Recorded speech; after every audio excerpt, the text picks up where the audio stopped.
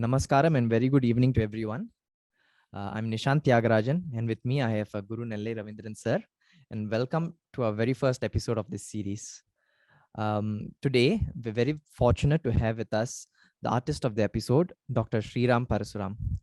Namaskaram. Very good welcome to you, sir. Namaskaram. Thank you for joining us. Thank you. Thank you.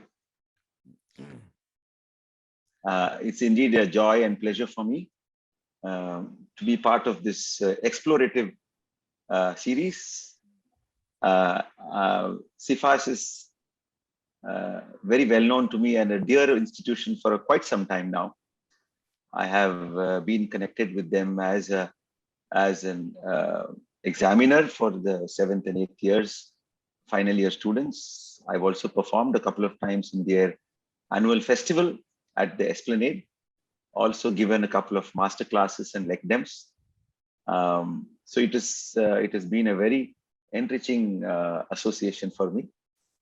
I know Ravindran sir from quite some time, have great respect for him as a violinist, as a musician, and as a very committed teacher.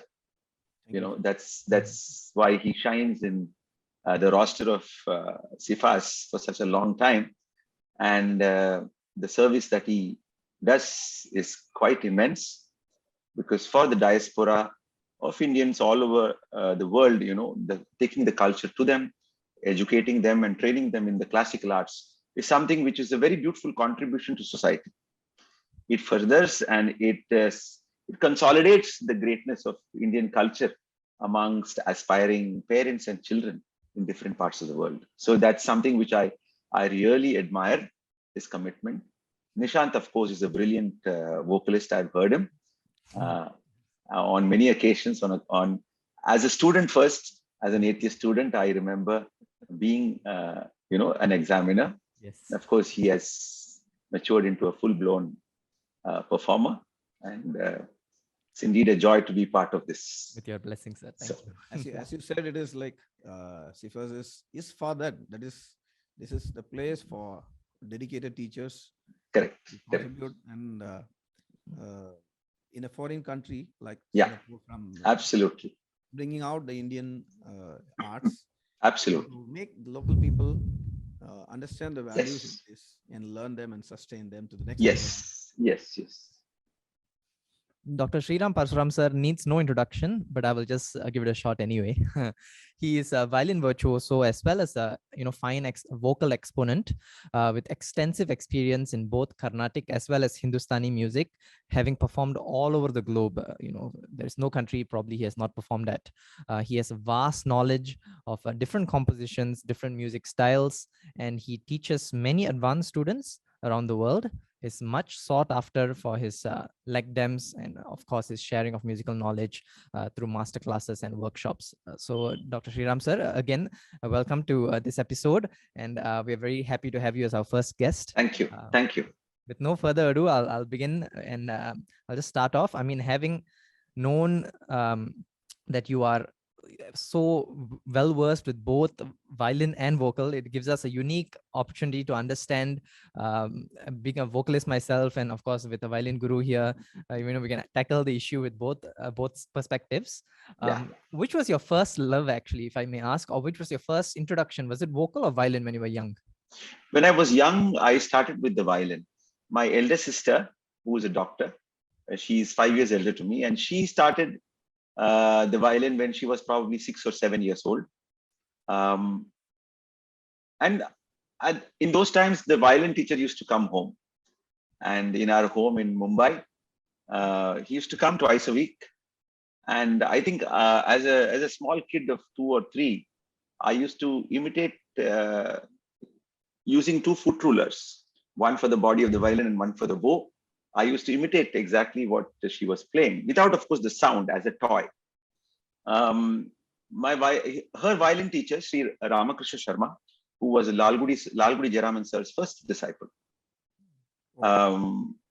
figured out that I was actually not just fooling around, but I was actually playing exactly the way a Varnam and all that my sister was playing, in terms of the fingering, in terms of the bowing, Sahityam and all that. So then he offered to he told my father that this boy is not just playing around like with a toy, but actually he's actually playing the violin. And then I was probably 3.5 at that time when he started teaching me, and he offered to teach me free.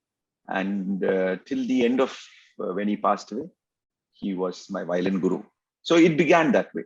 But of course, my mother was a classical singer, an A grade artist, vocalist, and so vocal also was all the time at home. And from the age of 5, I started learning vocal from her, and from her guru, Pudukkottai Krishnamurthy Bhagavatar, Sangeeta Bhushanam Krishnamurthy Bhagavatar. So with him also, my vocal training also started concurrently. My elder brother was playing the mridangam, was learning to play the mridangam from V.U. Subramani Iyer, who was a student of Sabes Iyer. And so when he was learning, I also started going to classes with him. And so I also learned the mridangam for about 8 years. So these three, the violin, the vocal, and mridangam went on, the training went on simultaneously. But of course, the violin was my destiny. And I started performing from the age of 8. And hence, for the first part of my life, in terms of performing and in terms of what was my main musical domain was the violin. I continued to learn vocal under many people, but not. I came into performing it and taking it very seriously much later. So the violin was my first destiny. Yeah. Oh, okay. You learned maybe Carnatic violin first. Yes. What was your entry into Hindustani style?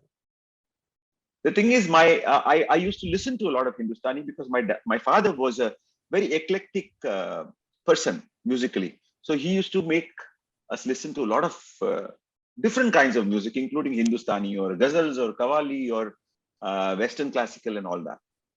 So because of my blessing of very keen ears and very facile technique, I started playing Hindustani by myself without a guru to begin with, but just by listening to Bhimsen Joshi, listening to Mallikarjun Mansoor, listening to all these great artists as a child of 12 and 13, I started playing Hindustani without any formal training.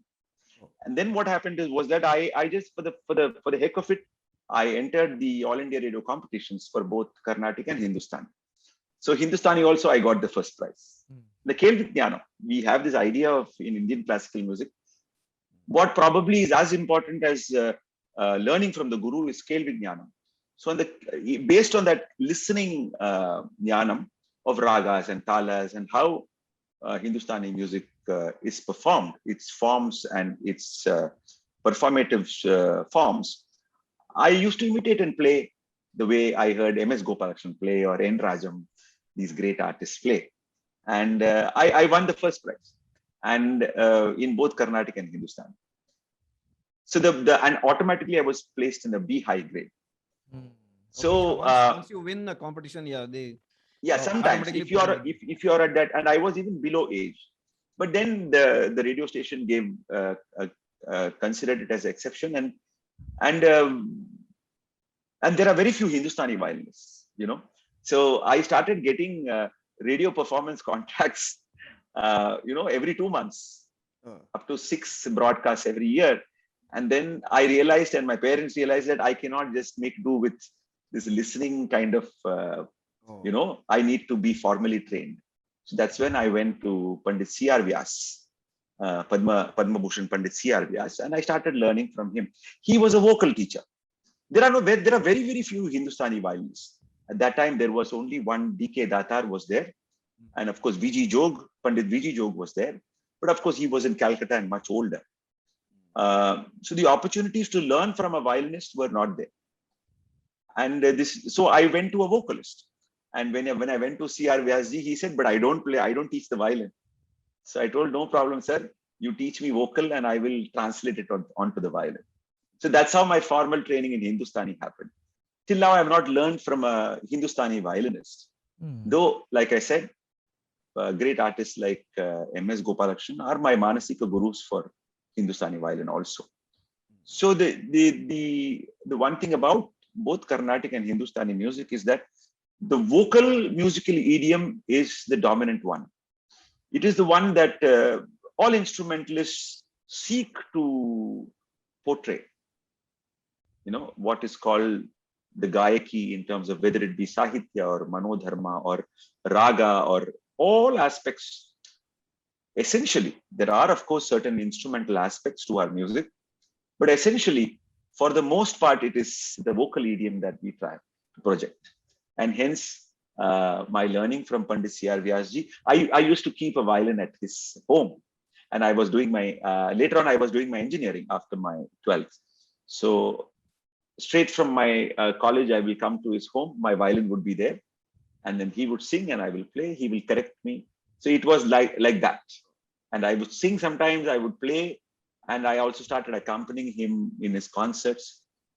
So my learning of Hindustani violin also was slightly different from the normal pattern, normal paths. But then I consider those. For many people, that would have been the experience because, as you said, there are a minimal number of Hindustani violinists. Very few Hindustani violinists. Even today, the number of Hindustani violinists are much less.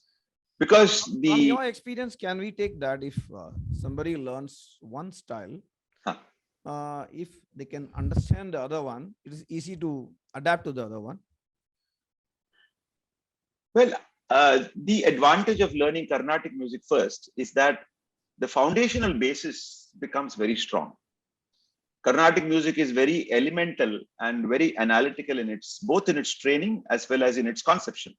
So what happens is that the sense of raga, the sense of swarajnana, the sense of technique on the violin is much more well developed in terms of technique in the South, thanks to right from Rajamanikam Pillai through the golden period of Lalgudi sir, of Dwaram before, Dwaram Venkatasamy Naidu, of MSG or sir, of T.N. Krishnan sir. So it saw an exceptional amount of richness that it acquired in terms of technique for serving the music.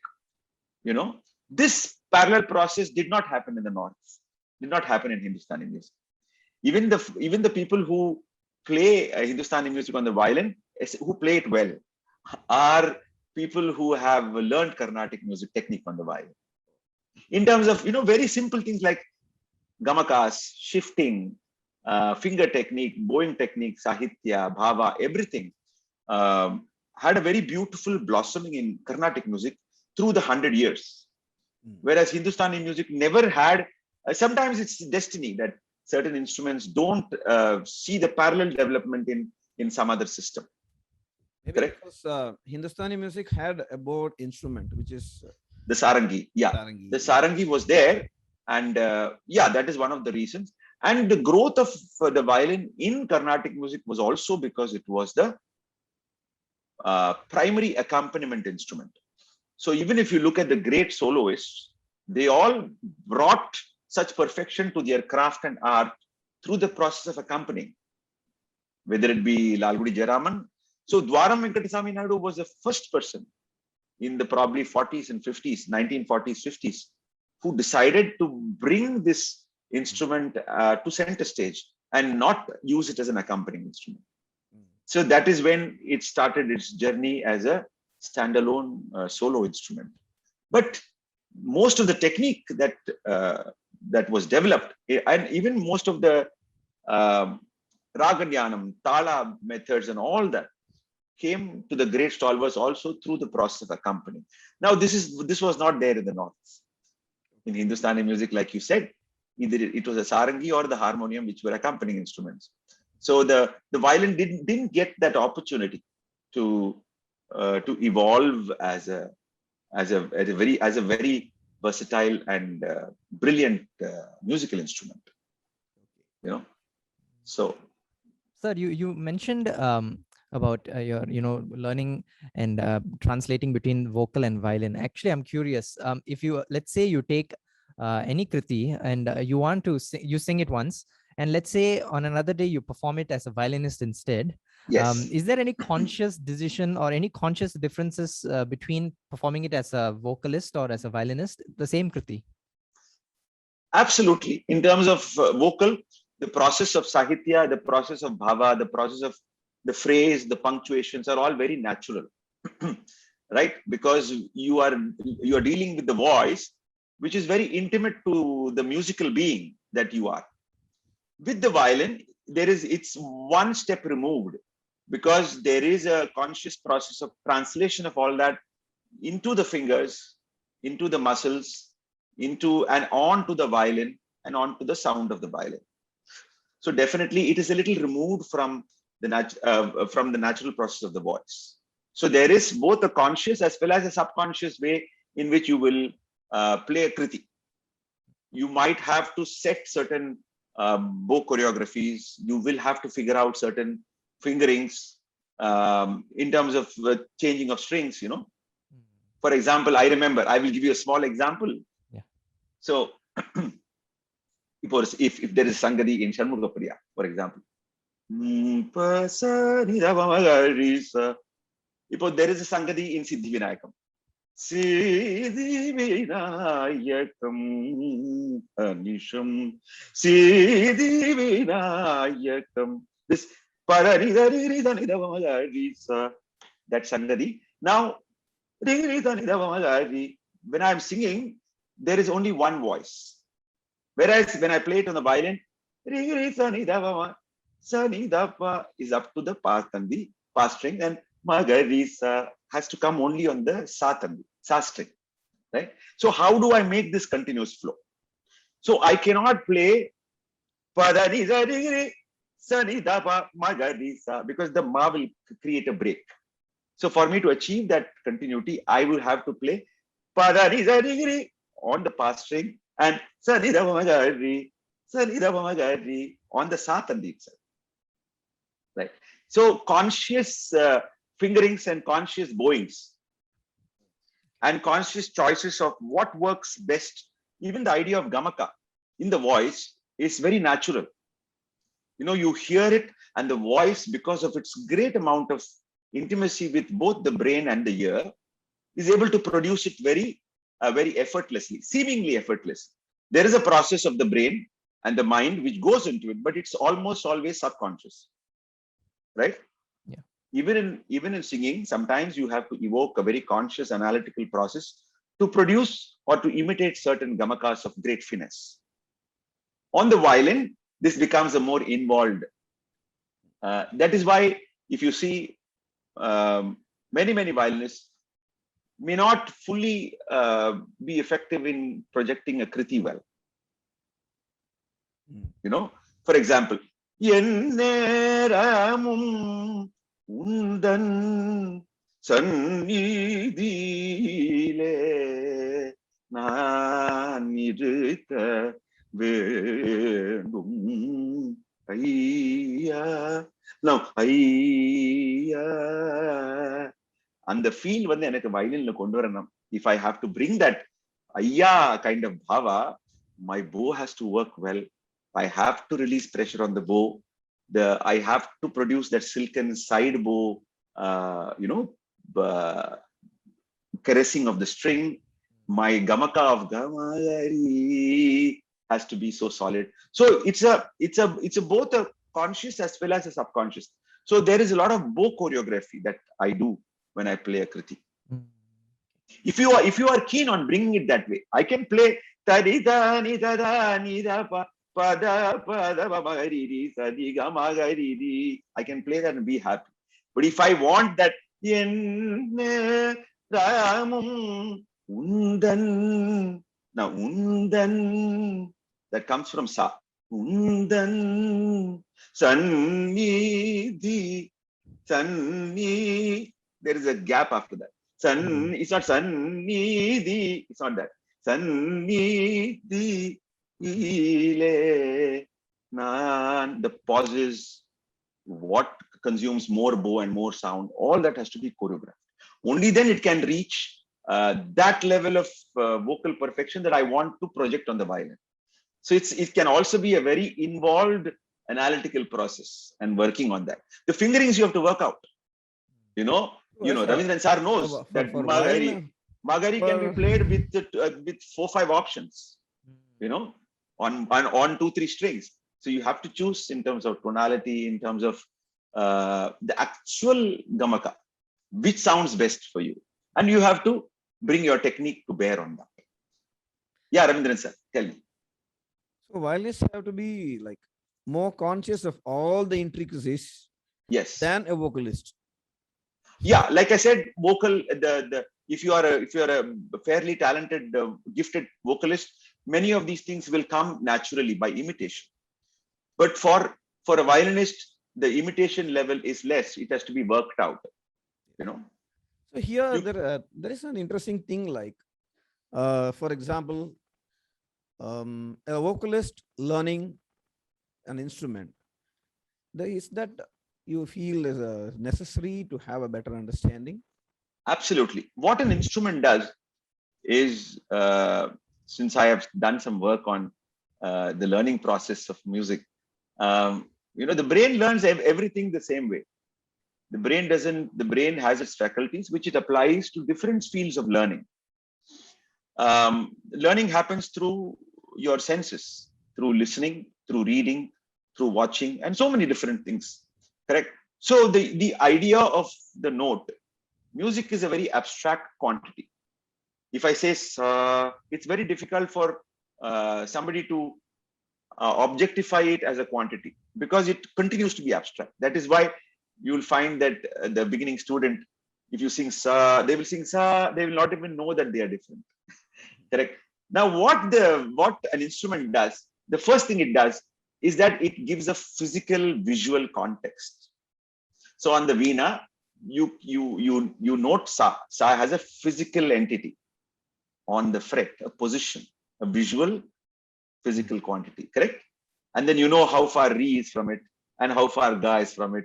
You know what is Shuddha Rishabha. You know what is Pratimadhyama. All that is physically located. So the brain is able to absorb that data, and later on it goes to render it abstract.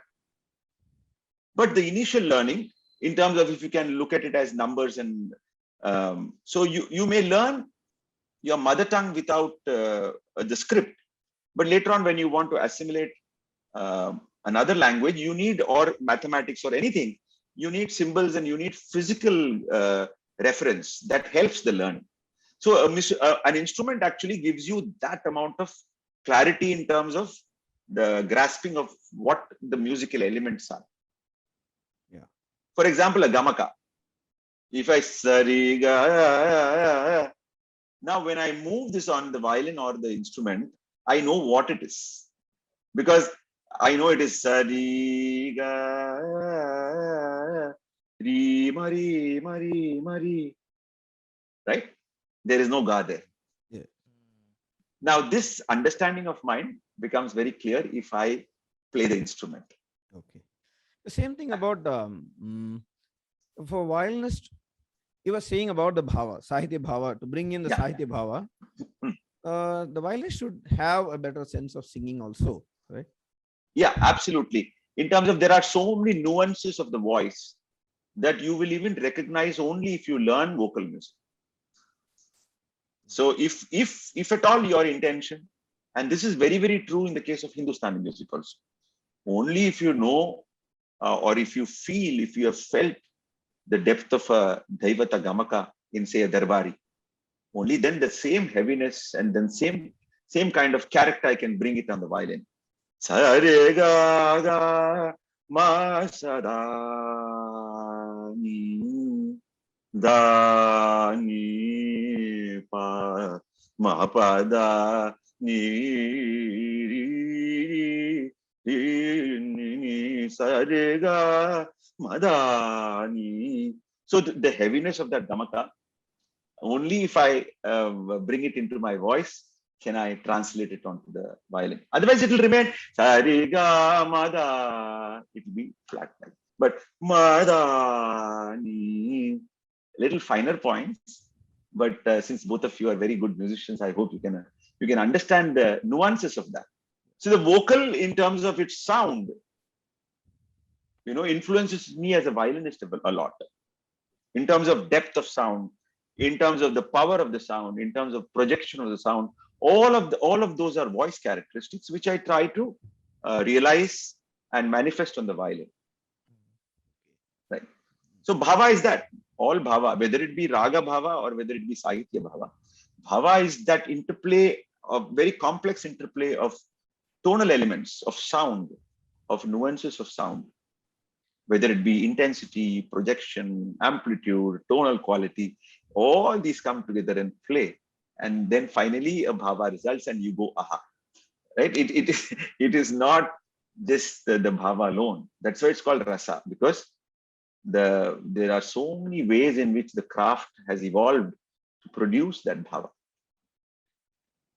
When a violin student, Hmm. for example, violin student accompanies, Ah, or one violin student plays a solo. ah. So, what are the qualities, essential qualities that you'll say that are necessary? For an accompanist, you need to be a very good musician. In the sense, your understanding of different ragas, your control of manodharma, alapana, tanam, swarakalpana, niraval, have to be very, you have to be very accomplished in that. Only then you can rise to the occasion.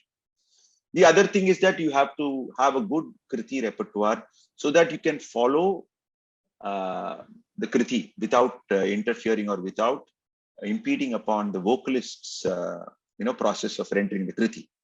So sensitivity and musicianship is very, very critical. It's okay if the technique is not great. Oh, It's okay if the technique is not excellent. You need to have the basic technique, but you need to be a very good musician. I hope you know the difference between the two. yes. Yeah. Whereas for a soloist, you need to be a very good technical person, because you have to create an impact with your sound, with your fingering, with your virtuosity. Mm. Right? So your command over the instrument has to be very high. So both of them actually, of course, to be a soloist also, you need to be a musician, but you can prepare, you can work hard, and you can set your concert. You don't need to respond to anybody's musicianship. So for a violinist accompanist, your musicianship has to be much, much more, in terms of you have to be able to respond to other people's music and musical proficiency. So suppose I'm playing for T. N. Sheshagopal, or for T. V. Shankaranarayan sir, or for Nedunori, or for Srikantan sir, or any of them. All of them have different musicianship levels, different repertoire, different ways in which they perform. I have to, as if I want to be regarded as a good accompanist, I have to be able to respond to all that kinds of musicianship. Balamurli sir, you have to be able to play differently. So I have to have a very wide canvas of musicianship. Whereas for a soloist, that may not be necessary, because you can design your style, and then you can present it. But like I said, the technique has to be on top. Only then can you hold the concert. Many violinists cannot hold us as soloists. That's the reason why I always think that the violin duet evolved as an escape mechanism, because to hold a concert by yourself, the violin is the only instrument which plays solo. Actually, the flute has an accompaniment, the veena has accompaniment, everybody has accompaniment. The nagaswaram has a otte to accompany. Whereas a single sound holding up a kacheri is only violin solo. That's why there are no violin soloists. There are only violin duets. And I make a very big difference between the two in terms of proficiency. Because to hold a kriti by yourself, just a kriti, is a challenge. It's very, very, very difficult. When you have somebody accompanying and filling in the gaps and providing a backdrop of another sound, etc., it's easy. Try playing a varnam in 3 speeds and see if you can hold on the violin. So that's why I hold the violin as the most difficult solo instrument, because traditionally you are all alone on stage. Melodically, the mridangam will keep playing rhythmically, but melodically you are the only person. Whereas every other concert setting has supporting melodic elements. But for example, when we take the case of flute or veena, some people, I have listened from them that they see a violin as not very much necessary, but it's there just because violin used to accompany every instrument or something like It's that. a very good point that you bring up.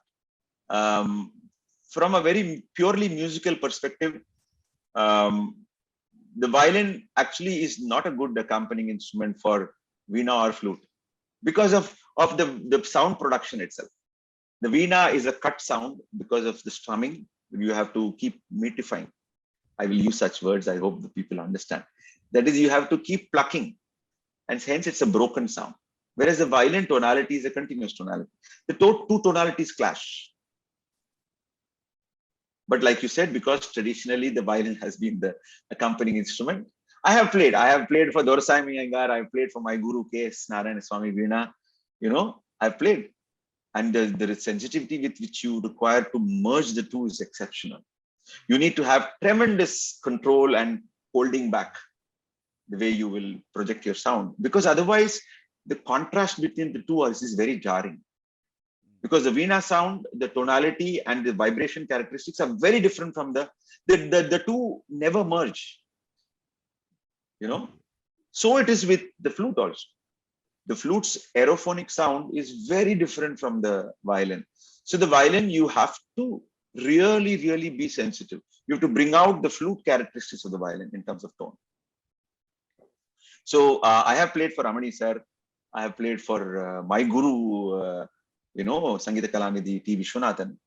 So I know that how I've struggled through those concerts. Because the amount of restraint and hold that you have to bring to your sound is very, very critical. In your solo sections, you can play. But to play along, to echo the alapna phrases and the kriti, etc., is a big challenge. Yeah, but I think Veena and flute are better off when compared to Jalatarangama harmonium. Yes. Jalatarangam harmonium is very difficult. The violin will overshadow that. Because they are. I'm saying this without judging any instrument. The Jalatarangam and the harmonium are limited in terms of gamakas and expression.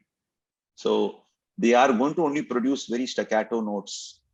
That is the reason why even with a keyboard or modern instruments which are staccato, like even the saxophone, which cannot really produce the gamakas that our Carnatic music is all about.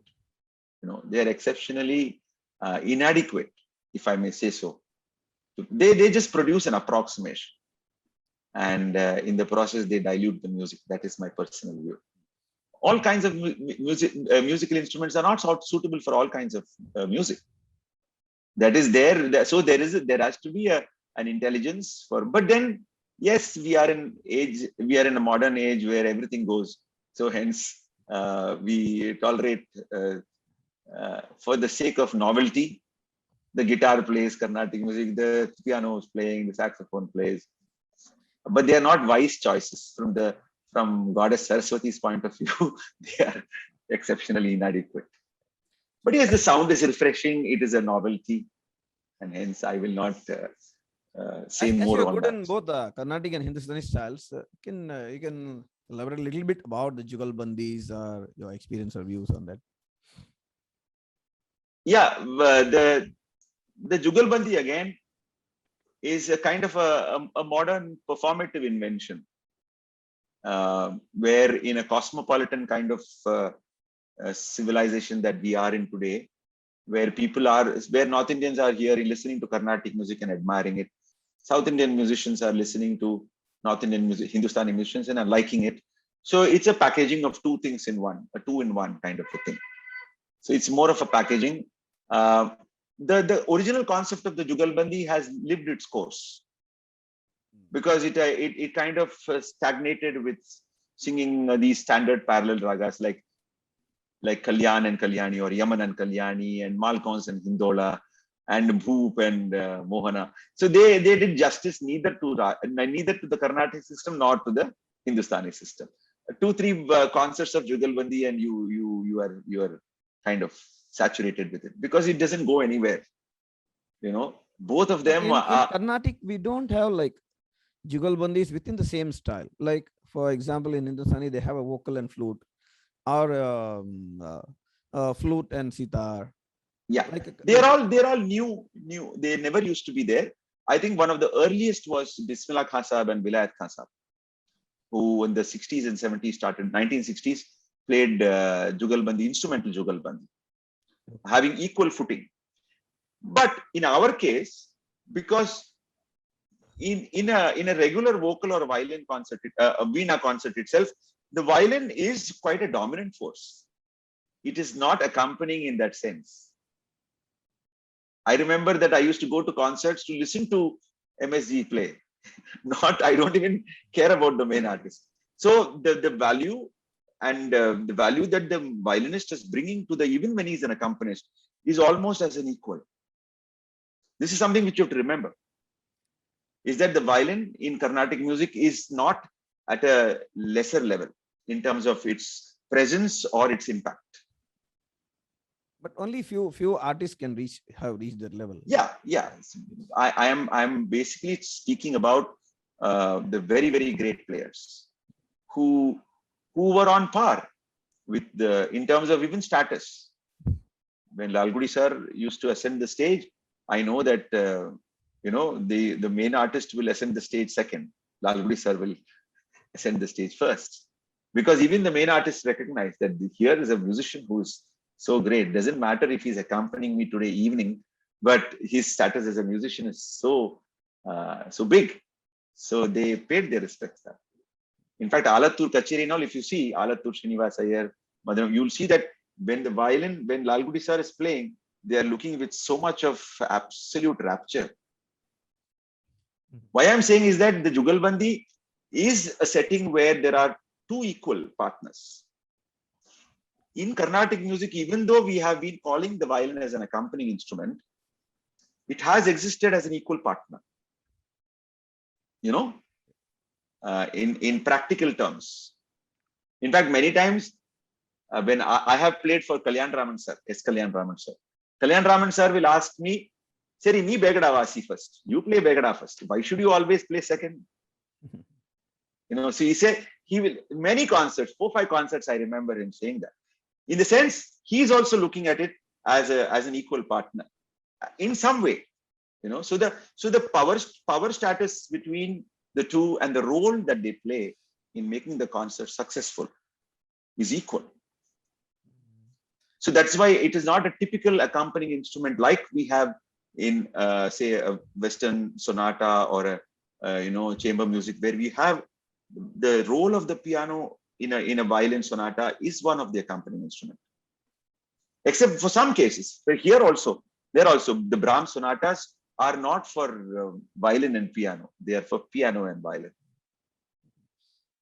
He's been very careful, because there Brahms has given an equal footing for the piano, a little more actually than the violin itself. So the role that they play in an ensemble is what kind of role they play, how important they are. So in a Jugalbandi, yes, like you're very correct. It's two people who come together on an equal footing, and because of the penchants for more variety and different performing contexts, these have come up more in the last 20-25 years. And also in many ways, it's also for the artists also, it's a new experiment, it's a new experience in terms of exploring the idea of dialogue between two instruments, the idea of juxtaposing two styles. In the case of a Hindustani Carnatic style, so juxtaposing the two side by side, and the kind of friendly rivalry also that can go on. It's not without rivalry. Many Jugalbandis land up as power struggles. We have seen that. That is who wins. So that spirit is not so conducive to good music making. But eventually it lands up. So many concerts I see where both of them are addressing the sound system person to increase their volume more, and both of them land up making a din of the whole thing. So those are the practical human aspects which come in. So yeah. Sir, I wanted to ask actually along the way you've described that you have several Manasika gurus in terms of your musical journey.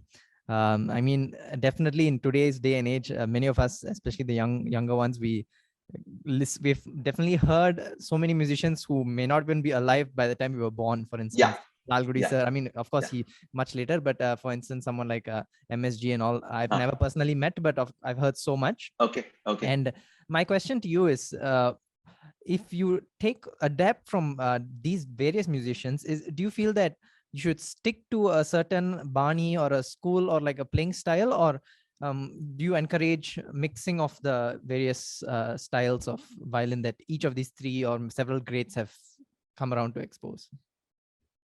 The Bani has its pluses and minuses, just like the Gharana of the North has its pluses and minuses.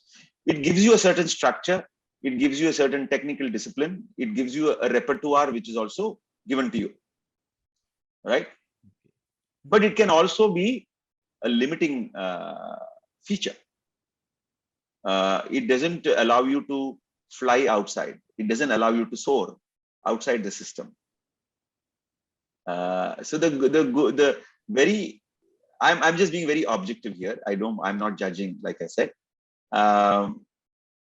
For me, it is I consider it a blessing that I am not confined to any particular bani or style.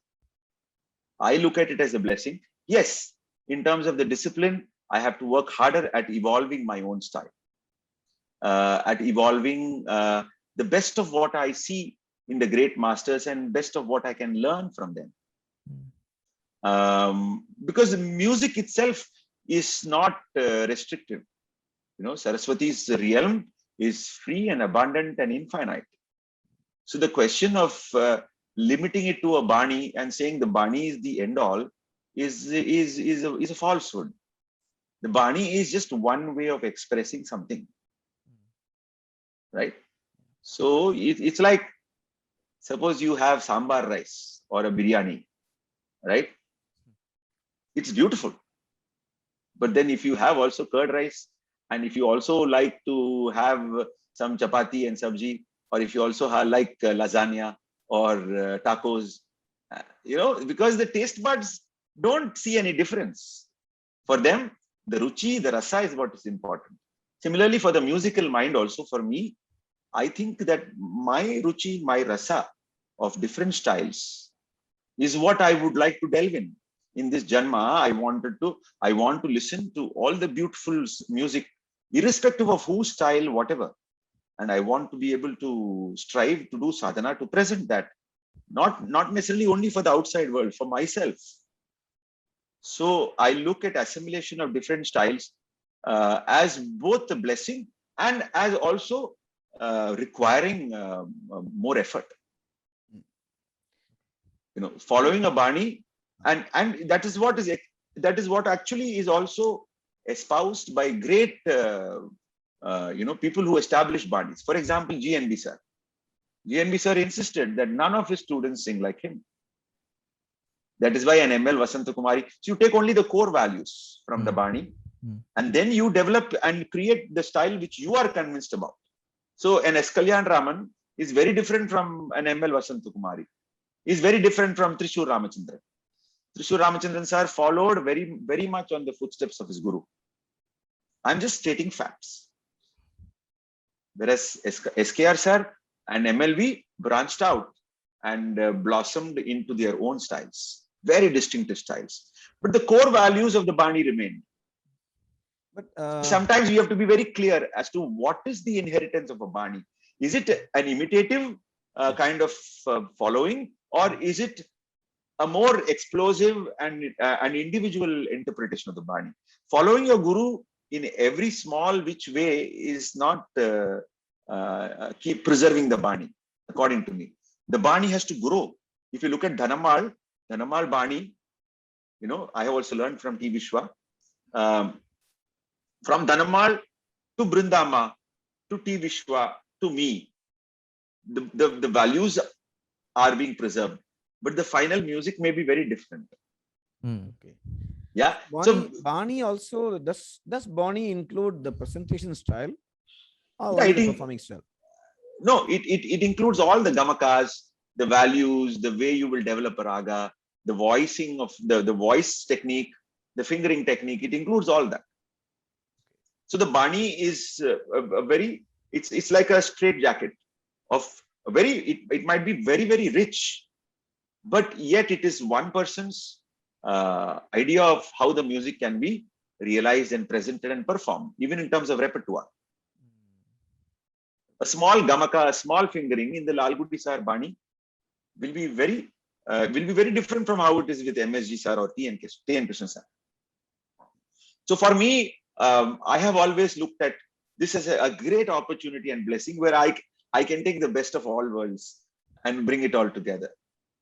It requires a little more effort, and professionally, it may not give you the same rewards because people are used to listening to certain ways. So if you say Lalgudi style, then they're settled. This is what they expect and they get it, and hence it receives acceptance. So acceptance is easier when you follow Bani. That is also one of the, if I may be very, very honest, that is why people take recourse to Bani. And they keep saying that I am from this Bani. People in Hindustani keep saying I am from Tansen's Bani, Tansen Maihar Gharana. Where is Tansen 400 years back? You've never heard him. But then you keep using that name because people will say, aha, kya baat. Tansen ka shishya parampara mein aaya hai. And hence it opens doors for you professionally. But it's a falsehood. Where is Tansen? We don't even know how he sang. And 20 generations later, you claim that you are his waris or his, his inheritor of his style. It makes no sense from a purely Satyam point of view. So many times people use the idea of the Bani to justify their professional status. So somebody would have just learned from Hari Prasad Chaurasia for maybe 5 classes. You know how modern times are. And they'll keep saying, I follow Hari Prasad Chaurasia's Gharana. It makes no sense. So Gharana, many of them are also, and the system of Gharana is also breaking down because today it was relevant at one point in time where you didn't get to listen to many others. You will be located in one particular geographic space. Your guru's music you listen to all the time. It's not as if there are concerts and recordings. There's no recording technology. There is no All India radio. So you are listening only to your guru's singing. And hence you imbibe it in completeness. But today, even in Hindustani music, people are listening to Amir Khan Sahab, people are listening to Kumar Gandharva ji, people are listening to Bade Ghulam Ali Khan Sahab. And so even today, there are no pure gharanas anymore because people are listening and admiring and consciously and subconsciously assimilating a lot of those styles. My Guruji Pandit C.R. Vyas himself was a combination of 3 gharanas. Kirana, Agra, Gwalior, right? So there itself, 1 generation, 2 generations before itself, this mixing of gharanas has happened because he learned from 3 teachers who were belonging to these 3 gharanas. Now with me, it is also the influence of many of the other musicians whom I adore and look up to, like Kumar Gandharva, Bade Ghulam Ali Khan Sahab. So when I sing, without me realizing, a lot of that amshas will come, and I'm happy about it. I'm not at all apologetic about it. Considering violin, the Banis have evolved only recently, maybe comparatively to other instruments, because violin is more recent. So with the advance of times, we have very much adapt to taking into other styles also. Yes. And listening more now. Correct. So, as recent times, I think we are a bit more adaptable and we go with the mixing up. Yeah, but then one also has to realize that there are certain aptitudes which you as a musician, which an individual as a musician in terms of technique and musical hearing, that when they grow up listening to MSG Sir's playing, suppose in their home. So you land up assimilating and imitating those methods of gamaka, of fingering, one string playing, and structuring an alapana, speed, and all that stuff. Correct? So if you grow up listening to that, then there's a natural aptitude to play like that, even if you don't learn directly from him. Yeah. Right? Yes. So it's not a very either or kind of situation as to what style you play. You know, I grew up listening to all of them: Chandrasekharan sir, MSG sir, you know, Lalgudi sir, TNK sir. Though I didn't learn formally from, I learned only formally in later years from T.N. Krishnan sir. This is because I was seeking a guru. But then their elements are all, by God's grace, percolated into me. And I will sometimes I will make a note, oh, idu mari avar mari vaskrene. This is like Lalgudi sir singing, you know. So it all hopefully comes into a mix. So once I remember U. Srinivas sir had commented, you know, after a concert in Hyderabad, sir, unga vaasipula vandu Lalgudi sarum irukku, MSG sarum irukku, TNK sarum irukku. அது எப்படி நீங்க ஒரு பாணியா present பண்றீங்க கேட்டார். So this was his observation. So it was very fulfilling for me that a musician like him could perceive that. And so I was convinced that my method of assimilation was not patchy as to just taking things in, but making it a uniform, rounded kind of a style of playing, which is also important. You know, it cannot be, you know, something of this, something of this, something of this. It cannot be patchy like that. Then that is not good music making. It has to be wholesome and rounded. Correct? Nishant, you agree? Yes. Even when you assimilate from different vocalists, Yep. it cannot seem like this is like them, this particular thing is like them, this particular thing is like Sheshagopalan sir, this particular thing is like Brindama. It cannot be that way. It has to come together and make a whole. And then you can say that you have, you know, you have to some extent assimilated their styles together. You have to create a separate identity and uniqueness for oneself. Yeah, it happens automatically actually. If the sadhana is is supported well and you are committed to it, by the grace of the goddess, it happens automatically. You know, the coming together of different styles. At least that is my faith and conviction. That if you work at it, it will happen automatically. Then I want to ask one thing. I think occasionally I might have discussed with you, like ensemble and orchestration in Carnatic. A little bit like it is maybe a vague idea or maybe rare things to happen. To what degree it is possible?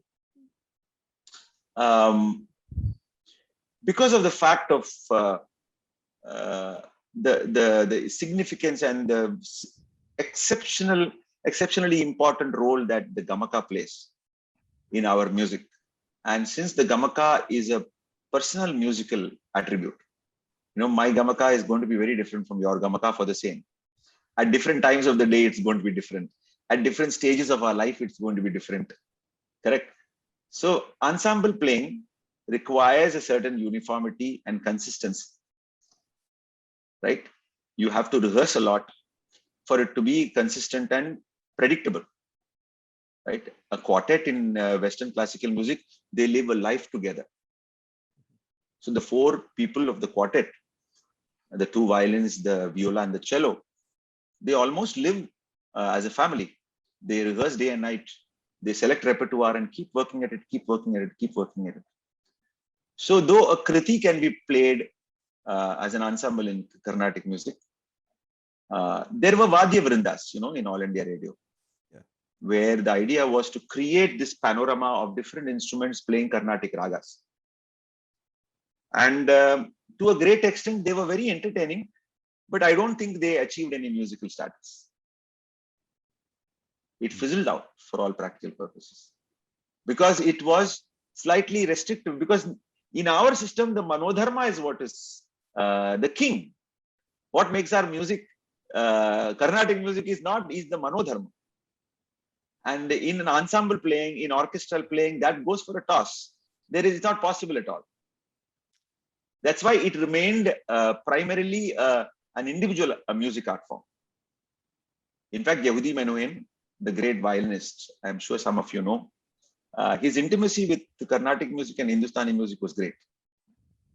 He had that heart, a very Indian heart. So he learned from Lalgudi sir. He used to listen to a lot of Carnatic music. And he was in awe of how we played. And he has said in one interview that Carnatic music should never be played as a group. That was his opinion, that it is not meant to be played as a group. That is one point of view which I strongly agree with, because duets, yes, trios, yes, fathers and sons and sisters and brothers, because they have the time to play together and practice together and rehearse together. Then the rendition can be somewhat harmonious. But pure orchestral playing is good as a variety, as a different presentation. I'm not saying no. But as a performance ensemble, established performance ensemble, I don't think I have seen very many ensembles performing Carnatic music which are really impressive. They will be novel in many ways. They will be very attractive and appealing. But like I said, a Todi Dhanyasi or a Kedar Gaula cannot be played in an ensemble. Compositions maybe, if you work together. But yeah, that is my humble opinion. I'm open to people disagreeing with that. Except accompanying and some maybe occasional solos or duets. You see any future roles for violin in Carnatic music? I'm not a visionary in that sense. I don't know much about the future. I know very little about the present. I'm having my problems dealing with the present itself. But yeah, the violin has a long way to go. There was a period I'm not only asking as a performing thing, but maybe like more involving in teaching and educating and might be providing the outside world more knowledge about Carnatic music. But so the violinist role might go up or down or something. That's what it is possible, because the violin is a very ubiquitous instrument. It is played all over the world, and hence it acts as a bridge. When I say Yehudi Menuhin and his attraction to Carnatic music, the violin is the bridge that makes it possible. So even when I went abroad to learn Western classical violin, I did a master's in Western classical performance. The violin was my bridge to Mozart and to Bach and to all the great composers. So even there, my teachers could teach me their music because of the violin. So the violin as a bridge to many different cultures has already been established. I think when we teach violin online or to overseas students, like any other countries, even European countries, so teaching any other Indian instrument might be difficult because servicing the instrument there, getting it repaired might be difficult. Yes. But whereas violin is available all over the world. Yes. Yes. Very true. Your country you go to. Very true. Very true. So that is the universality which helps violin a bit. We take an undue advantage over the other instruments in going for online teaching. No, as it is, the violin is the envy of all other instrumentalists. In fact, many of them are very angry. You talk to Veena artists and you talk to Nagaswaram artists, they will be very vehement in saying how the violin usurped their roles in Carnatic music, which is to an extent true. But then nothing can stand in a march of time. This is all Daiva Sankalpa. What instruments have to shine, have to assume center stage, is all a matter of her will, how things proceed. So that the violin has to come to Carnatic music and become such a significant force. Even after all these modern instruments have come, right? Saxophone, piano, mandolin, all these have come. But then violin continues to hold its significant place. We have adapted only the classic Western violin, but not the Jordanian violin, now the Hardanger violin. Yeah, but those are all again variations. They are experiments and construction of the violin to suit their particular music, and that they didn't migrate. Okay. Is an indication that they were not found suitable. when adaptation, you see, it is a natural process. Adaptation of an instrument, when it happens, is because it is thought to be suitable, right? So the fact that the 4-string violin, look at it, even now, even though there are the 5-string violin and so many experiments with, I also have tried with the 5-string violin, I've tried with electronic violin, I've tried with MIDI violin, musical instrument digital interface violin. I've experimented with all of them, but I'm back to square one with my traditional 4-stringed European violin. So it is because I find the greatest potential in that, challenges in that. So yes, you are very correct. Is that, but in the case of the violin, I always feel that it is an exception that this instrument has not undergone any major change in the past 400 years. And hence I look at it as the epitome of human ingenuity in terms of musical instrument construction. That it has not felt the need to change. Everything else has changed. The flute has changed. The guitar has changed. The veena has changed. The veena that is played today from Raghunatha veena is very different. Number of frets, the length of the instrument, the sonority, everything is different. Even the nadaswaram has changed. The mridangam is changing. Now we have, fiberglass mridangams and this and that, and these are instruments which are the mainstay of Carnatic music. But somehow the violin remains unchanged. So I'm not sure how to answer your question as to why these have not been adapted. I'm not sure. In future, artists may try. Let's see how it goes. Like the way I look at it, in the Nalu Tandi, in the 1-foot fingerboard, the master pandrathuke nariya janmam venum. You need many janmas. Yeah, people will experiment, but it's important to remember that our music is inward looking, essentially, not as, I'm not talking from the performance point of view. So the more compact your expression is through a limited instrument, the more you will realize the music in that. That is my philosophical basis. There is nothing that you can sing in a raga which if you even if you have only a 1-octave range, the great masters have demonstrated that. It is not about what all you can do or how much you can do. It's how you can do. So the gamaka, so todi vande in 1 octave, if you cannot sing, what is the point of you singing it badly in 3 octaves? So the gamut of the capacity is not important as much as your shraddha and mastery of what are the musical elements. Am I conveying the point? Yeah. Yes. Aryakudi sir will convey the music much more effectively in 1 octave on a bad day, than a very virtuosic musician a young musician who comes later. Yes. A Nedunori sir. So our music transcends the physical domain in many ways, and hence instruments also don't need to evolve. Within that instrument, how you bring up, how you present the richness of your music is what is there. What is the yardstick for you being a good musician? Okay. That's slightly philosophical, but then that is what I believe. No, definitely. You don't need a Stradivarius. You don't need a Stradivari instrument. When I was young, I had elicited some rich friends of mine promised me that they will buy me a Stradivarius.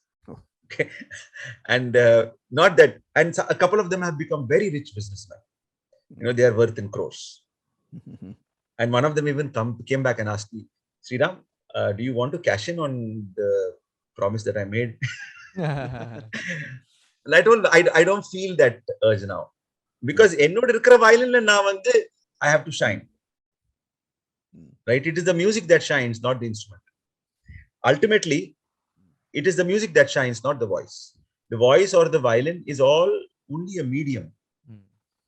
That is why I find listening to a Nedunori when he is 80 plus, with the frail voice and with the range having gone and all those physical problems, but still the music of it is of a much superior quality as far as I can see it.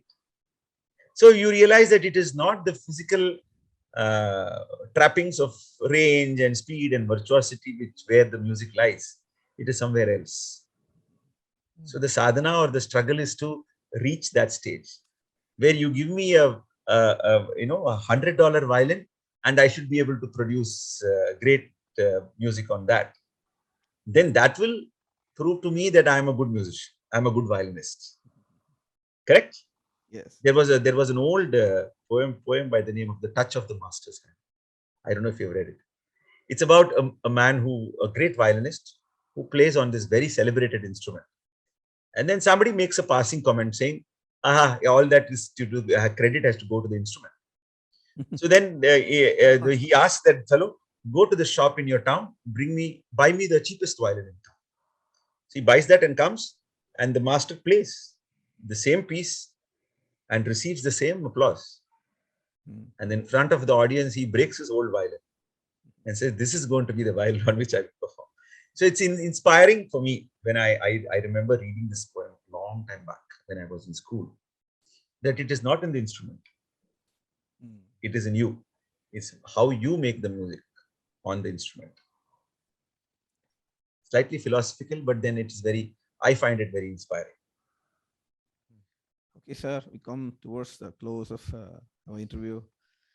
Thank you for all the insights, and you have, I think, touched all the corners of music, whatever is possible, and it's like very much useful for students who might get motivated and also like well informed listening to such useful conversations. Thank you. I tend to speak a lot with people whom I have affection for and have respect for. So I think I would have rambled here and there. Please excuse me for that. It has been a great joy because Nishant also is a wonderful musician. I know that his commitment and devotion to the art is very complete. And so I see in both of you kindred souls. So the sharing becomes more joyful. Really learned a lot, sir. Thank you so much. I also know that Ravindran sir is so committed to playing on the violin and he continues to work at it. He doesn't need to. See, none of us need to really continue to refine our art and become better at it and working hard. But then that spirit from within, which makes you keep doing that. The sadhana is always there. The learning continues. When today I was playing Riti Gaula is evading me. And hence I have to work hard at each Sangadhi in Gamaka. I was listening to Ravindran sir's concert yesterday. Riti Gaula Vasar. So, I played so much of Riti Gaula. But still it's evasive. So I continue to work.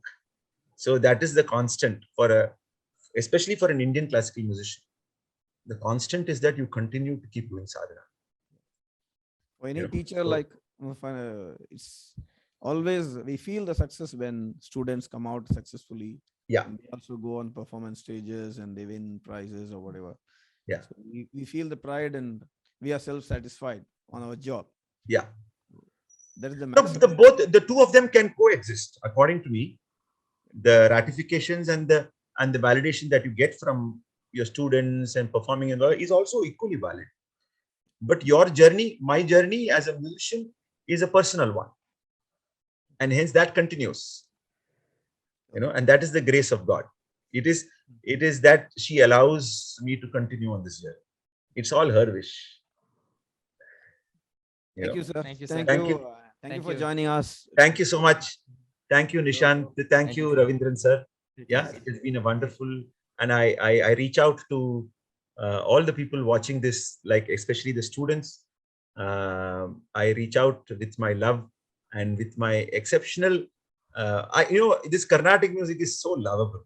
It is such a big gift, and I don't know whether we have done anything great to deserve it, but then it has been given to us, and I wish all of you great joy in doing sadhana, in working at it, and reaching different levels of accomplishment. And hope it makes all your lives very, very worthwhile, very happy and fulfilled. Because music has that potential. It is not only for performance and for all those things. It is a gift which is given to very few people.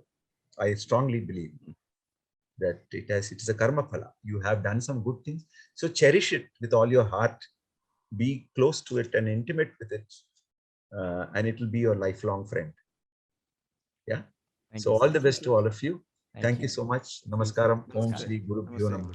I take this opportunity to pay respects to all my great gurus who have nourished me to such an extent and who continue to nourish me.